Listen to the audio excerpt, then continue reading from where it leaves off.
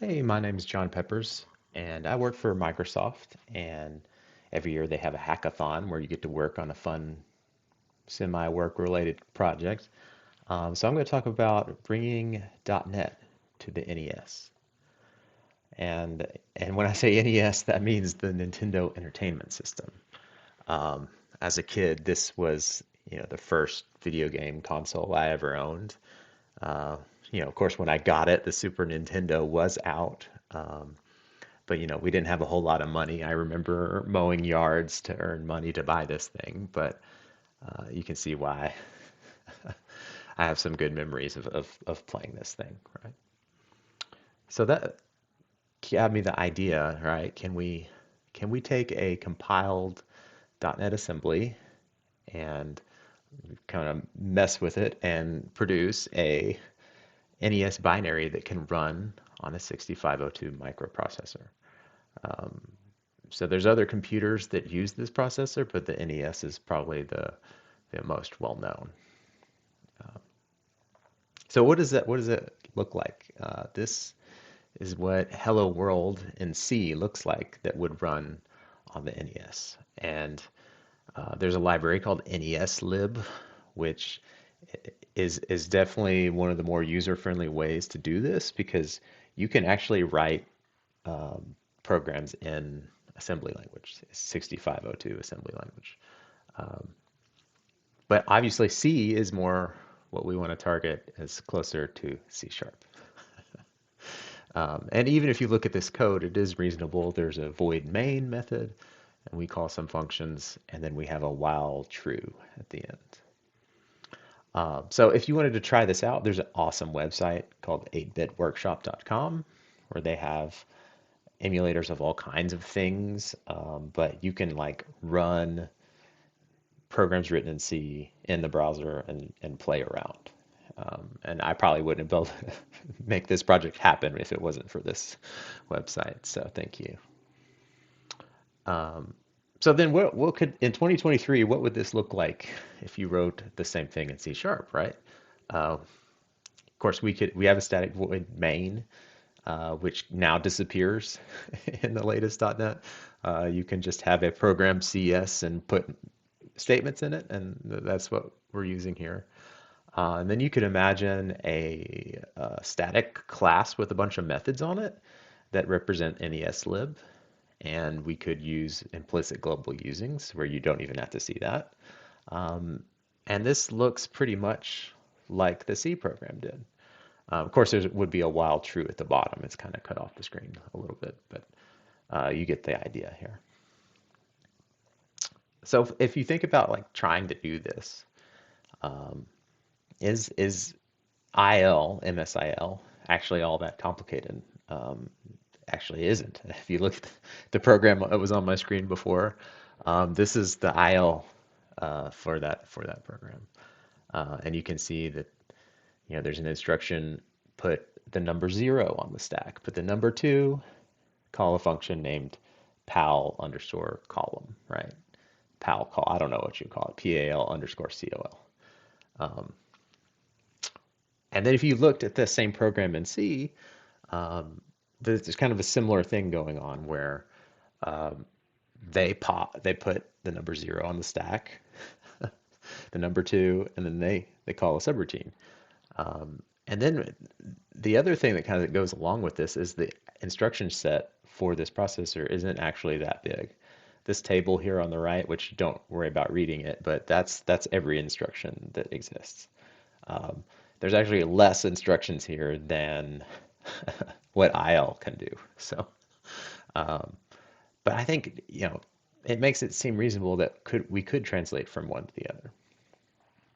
So let's zoom in. That function I was talking about, pal call, um, it puts two numbers on the stack and then calls it, right?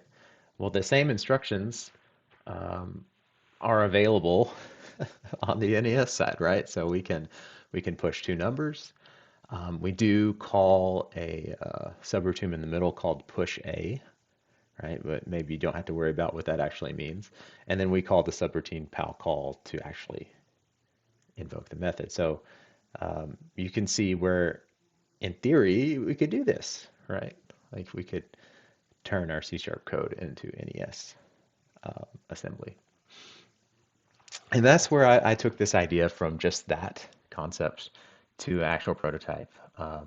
Obviously, these programs that you'll create, it's not like what you would think of as a .NET program.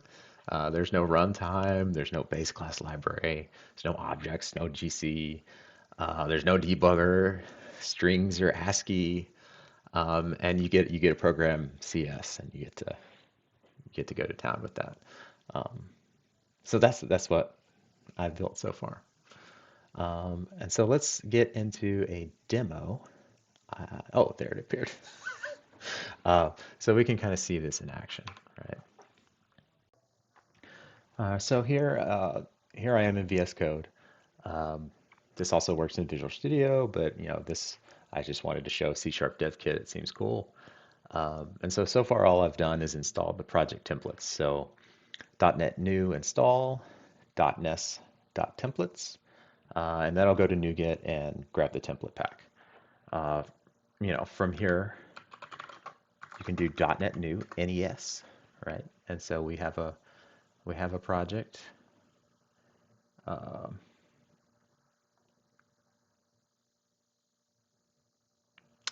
there it goes. So we have a solution explorer. We have some files, right? But we can hide that and just kind of focus on the code here. Um, this is the same example from before. And just to show that this is a real demo, it's a real deal. um, I'm going to change the text there, and let's also change the color here. So I think 2 is dark blue. Let's do 5. That'll be a purple. That's .NET's kind of purpley, right?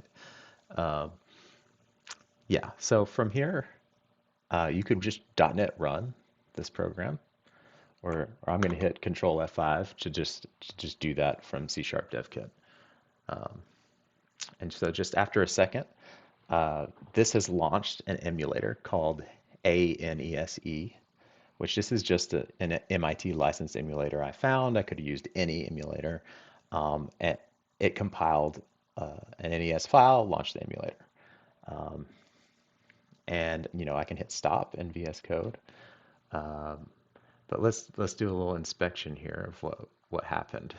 Um, if we look in the bin folder, of course we've got a .NET assembly, but this NES file, this is an NES binary that will run. So I've actually tested this. Um, I have some other emulators where you can pop in an SD card and then you can put it on your TV. Um, this would run there too, right? There's nothing special about this. Um, it's just an NES binary, right? Well, so I hope that this explains some things. The only other part of the program is that you give, and this is actually an assembly file that is in the project template, but this is basically a sprite sheet. You can think of it as that. This has all the image data that your program can use.